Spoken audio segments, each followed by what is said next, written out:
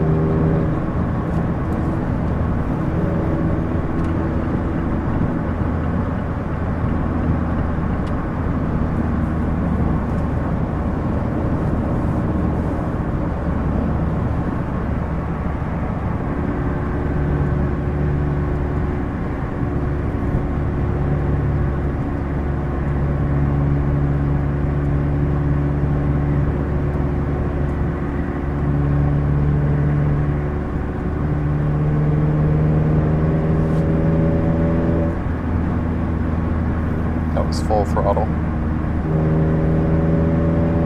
Yeah. Yep.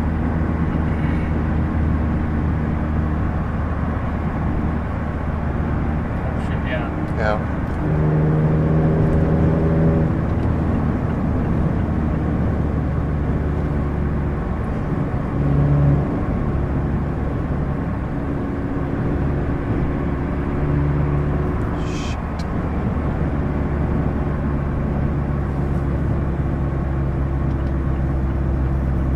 No, you're still good. No. Nice. Should be. Okay. Yeah.